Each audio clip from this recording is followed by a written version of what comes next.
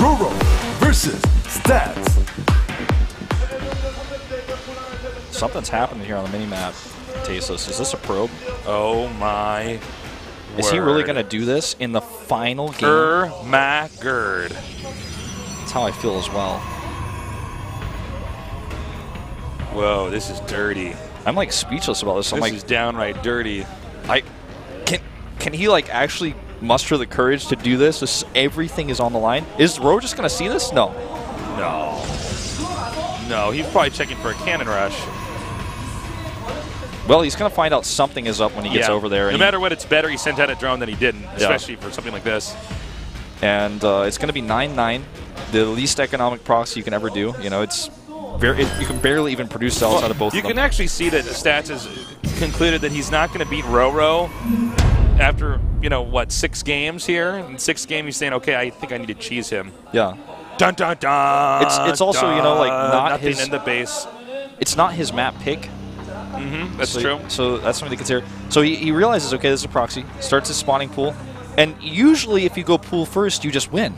But we have seen players make micro mistakes against proxies in the past. This is also not an in-base proxy, which means the Zealots are going to take forever to get into that main base. I don't like his chances here, man. I don't think there's actually much planning here from... seriously, I don't think this is a mapped-out strat. I think he's like, oh my god, it is my 6th. No, he's played more PvZs than that, excuse me. Yeah, this is like his, what, his 8th PvP, 8th PvP, because he got O2'd by Curious. Yeah. I think at this point in time, he's out of his sneaky strats. He just is going to try to all-in. I think this should be an easy hold. Yeah, I mean, sadly to say it, but okay, so it's all about the micro here. Pool is done. Instantly queen first, 4 lings. And drones are faster than a Zealot, so it's actually pretty difficult for him to out-micro those. Pinch in his butt. Pop that probe down in the butt. 2 spines start. He's not taking any chances here. Yeah, and I mean, when the spines are done, I mean, there's not much, anything involving finesse you could really do. Yeah, I mean, he actually even like sat there on the ramp like that was a good idea. He clearly does not know how 2-gate proxies work, because what happens here is when those Zealots just sit on that ramp, then he just starts poking them with the Queen. The Queen just kites, the spines are there, and this is not even going to be like a contained. Yeah, this is actually, we're going to see kind of a variation of... He just canceled a spine too, I think. Is he going to make a cannon at the bottom of the ramp here? Well, there was a really, really old build in StarCraft 1 you could do with a cannon at the bottom of the ramp. Yeah, I did this sometimes in StarCraft 2 in the beta. Yeah, like really early. When Zealots built faster too back then, actually, before they were nerfed slightly. But I mean, now I don't know exactly what this is what I'm talking about. The Queen just comes up here with the spine. When you he's going to try to do exactly what you described. Okay, so he's going to make cannons down here. This is one way to try to get out of this. I mean, this is like cheese, like caps locks. Yeah. But you know what? I mean, I don't know how much he gets to practice because this. Oh, no! Careful! Cannot lose that probe. And the Queen's, off creep. They're not actually going to be able to get down there. Well, this is cool, though. This is not good. One Zealot comes over to try to help out, but it's not going to be enough against 17 Zerlings on the map right now. He actually might even be able to break out here. I think he actually can. Well, with the Queen's there, I think he's going to get out of this. That's just too much DPS maybe. Well, he might cancel this last second. Canceled. Economic move there. Problem is with the spine crawler there, you can cover pretty well. Yeah. He's going to finish this cannon, and that helps. Yeah. I mean, the worker count is 18 to 15. This is actually a variation of a really gimmicky. I've never tried this build in StarCraft 2, but Stats could there's a really gimmicky version of this build. I think he would get a Stargate after this. Yeah, he could also well, I mean, I guess I should let you finish your thought on this one, because I almost think he could make a Nexus at RorO's base and start his Mothership core here and just hold this lockdown with photon energy. That's a really interesting point. Well, I suppose he could do that. Let's see. He needs to make sure he does not lose that probe. Okay, he's just going to sack it to scout. Okay, I'm surprised he sacked it there. That was kind of weird. Is he just going to try to break through? I don't agree with this at all. Oh, you want to know why? Because he figures that the Zerg is probably just teching up and therefore has no lings. And so since there are no lings up here, he can see, there are lings. Yeah, this, well, I can see what he was trying to do, though. I agree with you. He peeked up there with the probe, and then he says, aha, you're just, going straight up to a layer tech. I am going to shut you down. So actually just going to tank this with a spine, come down here and kill these cannons. 2 zealots to help out, but Jesus should be able... Oh, lost a nice targeting there on the queen. Yeah, but spine crawler should make this pretty difficult. Yep, not in range. Neither of them are in range of each other, actually. Spine can move like 1 hex to the left and get in range, though. He could shimmy over there. Shimmy over there, slide over there. Stalkers are now in production at the gateways. This is becoming pretty weird. This game's officially gotten really weird. Although I have to say, overall, the games today have been a treat. I don't mind a really weird, out-there game. You have a whole bunch of awesome, solid games there, too. It's got this wall off actually set up pretty nice. These Lings don't have speed. It's going to lose the pylon. Yep. These Lings don't have speed, so, or at least don't have speed yet. So the Stalkers are actually a substantial threat right now. Yeah, and the Queens can't really fight, off creep against them either. He's actually going to be able to kill this Overlord, too. Oh, nicely look done. at this, supply block supply block him now. They'll probably chrono out those Stalkers. He's actually going to lose another one. Well, this game is getting technical, son. It certainly is. He has enough Lings to kill these Stalkers pretty soon, but he needs speed, like you said. Well, he's about to have speed. I guess the other thing is maybe like with Time Warp when he has the energy, I mean, oh, this game has gotten so awesomely weird. Well, there's so many Zerlings here, Tasteless, and they're about to have speed. The thing is, with the cannon back there, he can actually retreat back to the cannon, right? So I think so, yeah. Yeah. He's got this is so fun to watch, man. He's got the Queens over there trying to get that mothership. This is like a one-of-a-time cast we're having here. Well, now, see, there's a cannon back there and the mothership, of course. You really got to wonder. I mean, now he's making a dozen more Lings. I think the Zerg holds? I think so, too. Warp Gate research is done. I feel like stats just ruined everybody's ladder experience for a while here.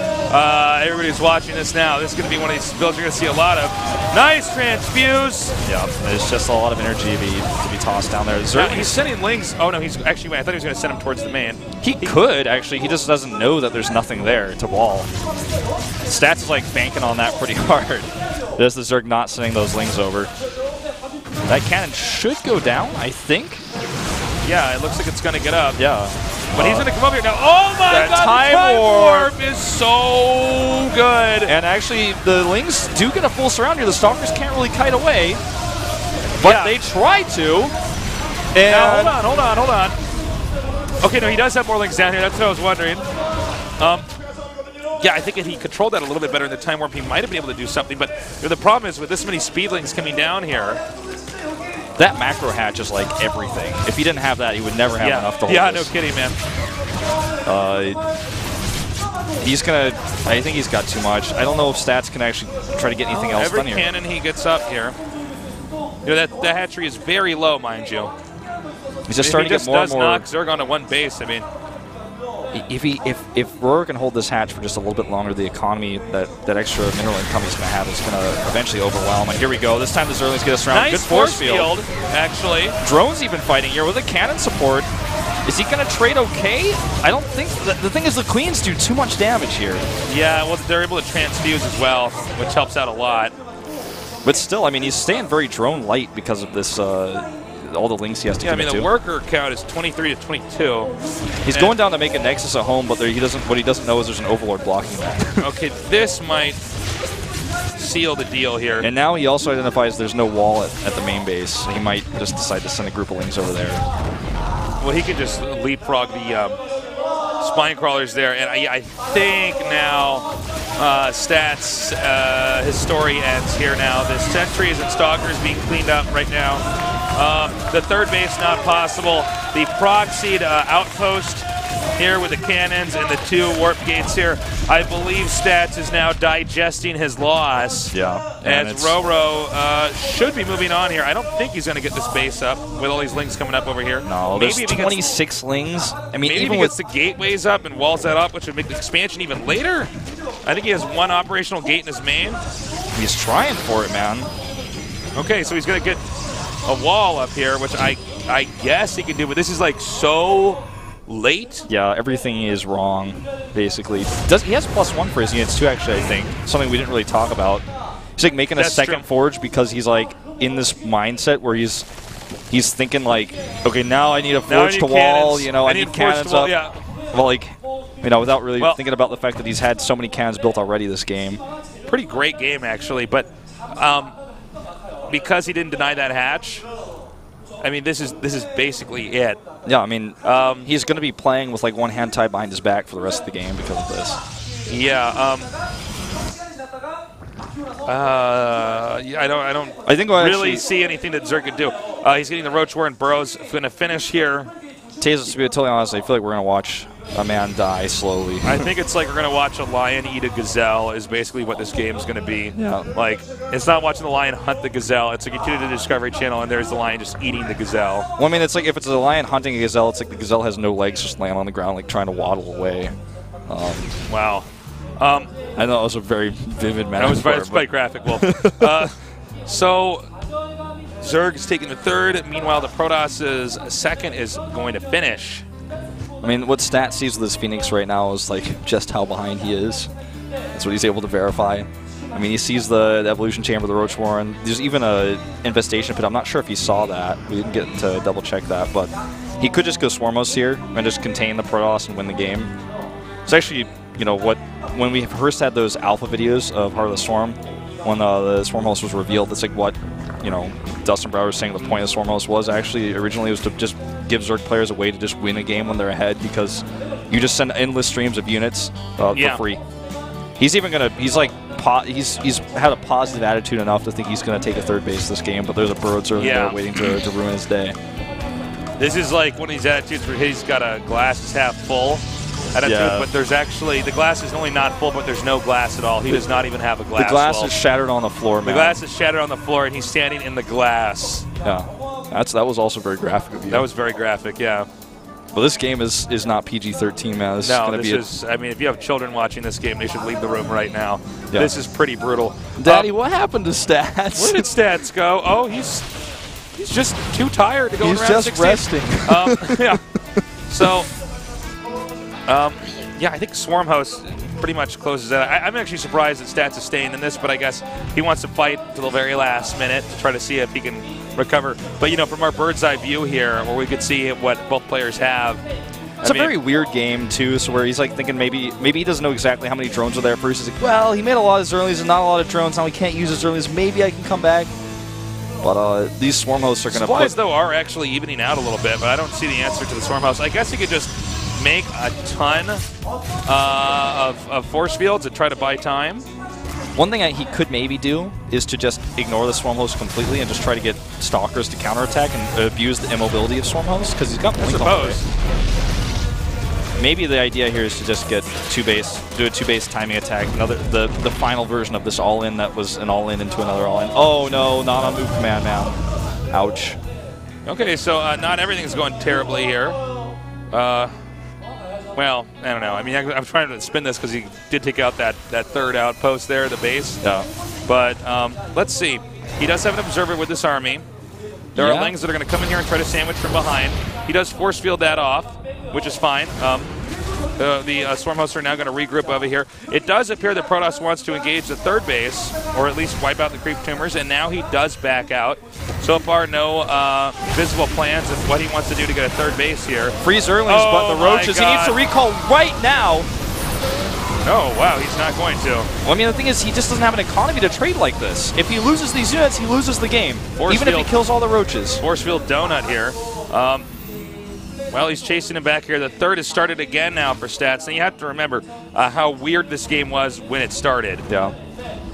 It's just like, you know, he lost all those expensive units to kill a few Roaches. And Roro's like, so what? I have Swarm Hosts. They're like better than Roaches. They're like Roach spawners, basically, mini Roaches. And they're just going to keep killing your third base because you don't have AoE. You have only sentries and stalkers, and I'm just going to annihilate them time and time again.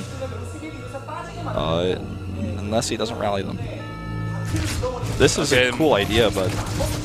Yeah, well, I mean, anything to keep the Zerg distracted, right, while he tries to get that third base up. But... I don't know. I mean, looking at the supplies, I mean, just look at the army supply. He's just going to walk across the map and kill him now. He's just going to do that. How many roaches do we have? Well, this combination here is pretty deadly now. 13 swarm hosts. I do respect RorO for taking a very safe course of action to win this. Yeah.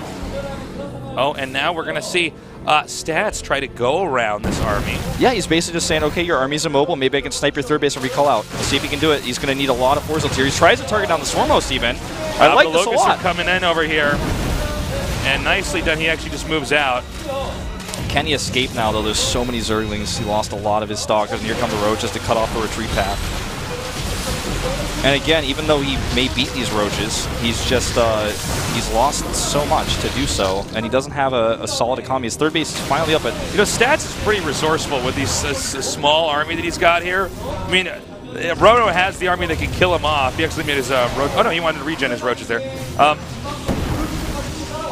He has this army that can wipe out the third and end the game, but I mean, so far Stats has just been very slippery with these stalkers and sentries, just picking fights that he can win and then running away when he realizes RorO's intent on getting that next base. I think this was an ill-timed attack here as the Locust will just spawn out here. Yeah, now he's stuck. If he blinks all the way, his cooldown's going to be up, and then the Zerglings are going to kill him.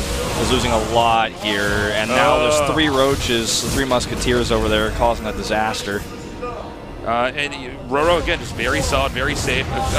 Corruptor's coming up here. Wow. Not even with his hand on the mouse.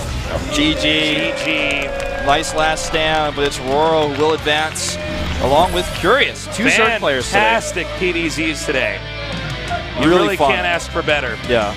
It was actually, I think, I watched every day I could. I think today was my favorite out of all. I actually, as we were seeing more and more PvZs, I kept thinking, oh man, I hope we get some mirror matchups or something, right? I mean, you couldn't possibly have a great day with just 5 of the same matchups. But you know what? These were a lot of fun. It's fun too because you get to see like how the players evolve in the group and how different, like how Curious's Zerg versus Protoss varies from the approach that RorO takes, and how Stats differs from Paralyzed's approach for the same matchup. So our show doesn't actually end here today, though. Yeah, don't go away. We are going to go to a short little break here. Yeah. And when we return, we're going to go... We are going to have a short break here. I'm pretty sure. And then we're going to go to the group selection. And then we're going to go to the group selection. But our results so far were pretty impressive. Yeah. So let's go take a look at the players by race here first. Yeah, just so we have a different format here that we're closing out the show here with. We don't normally have a group selection after this. Yeah, so here's the breakdown of race. After all this. So 2 out of the 3 Terrans advanced. Yeah, we have 9 Protoss. of 16 and 5 of 13 Zergs. So, that Protoss ratio is looking just like my monitor, man, 16-9, and it's a lot of Protosses, Wolf man. the artist, man. All right, we're going to take a short break. When we come back, we're going to go to the group selection for the round of 16 here at the GSL Code S.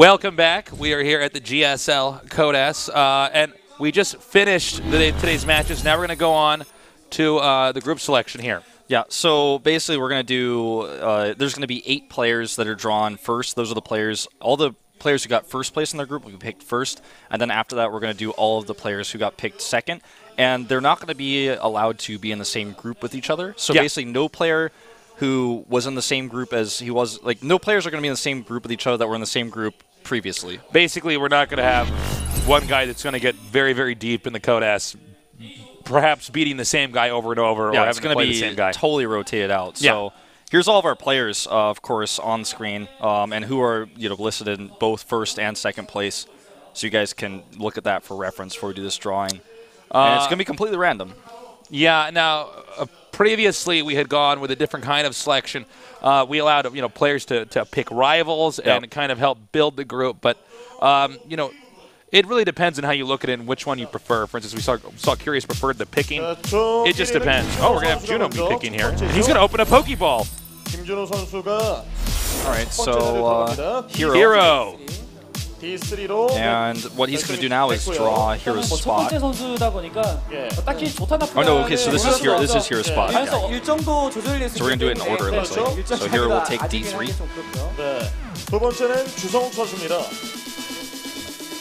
And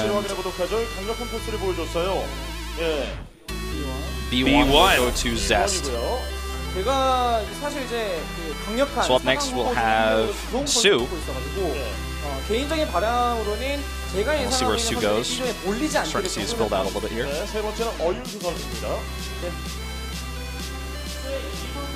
D1. So these are only odd numbers. That's why they're all ending up that way, so they can't repeat the groups. And our next player will be Sulky. Let's see where he goes. B3. Wow. Okay. He will join Zest. So that's pretty cool. That's a lot of fun. Especially with how well Zest has been doing recently. I'm wondering if we're going to end up with any groups that are going to be just stuffed with Protosses, for instance. You know? Well, this group, Group B is like insane now with Zest and Sulky in the same group. It's looking very scary. So already potentially a stacked group. This is for Parting. He's going C3. Okay. Parting right now alone in C group. Yeah. Nobody wants to join him there. No, I don't think so. Next player will be Classic. I love how stoic Juno is here. Juno is very serious right now. This is for Classic. Where is he going? This has been the hardest egg to open. C1. So he's going to join Parting, a 2 Protoss group. Our first one. So that's it's going to be really cool. Classic and Parting both with some pretty exceptional PvP. We've seen them play against other players, their teammates as well. So just something to think about. And up next we have Life, Zerg fan favorite. Now I'm wondering if Life's get put in A group here. A1. Yeah. I guess both of the last 2 players are going to be Group A. Yeah, no matter what. Which Excuse me. Yeah, it's already a format. Yeah. Sorry, guys, we just changed the format here. Yeah, so it's a bit unusual. We're actually kind of getting comfortable with this right now as well. So the last pick will be Curious, of course, the player who won first place today. So we have 2 Protosses in Group C and 2 Zergs here in Group A. So obviously, this will be Curious. He's going to get A3, of course. There's no other spot for him to go to. No, you clairvoyant. Okay, so now we're going to get the players that got second out of their group here. Yeah. Starting things off with SK Telecom T1's Rain. I don't know if we're going to have like a break between these. Probably not. No, probably not. He's just going to pull out a different box.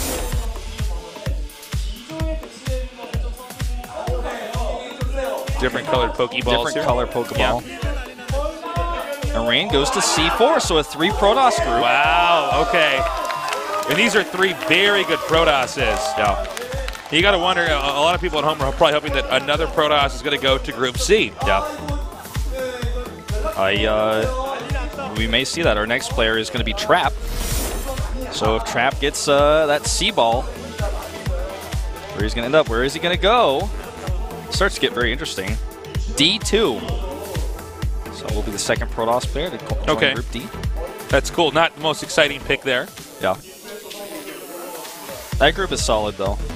Well, I mean, at this point in time, everybody's so good here in round of 16, you know? Well said. SOS is our next player. Oh, man, what if it's Group C? Could be C, man. Could be. The chances are like... I think I saw 4 there. A4.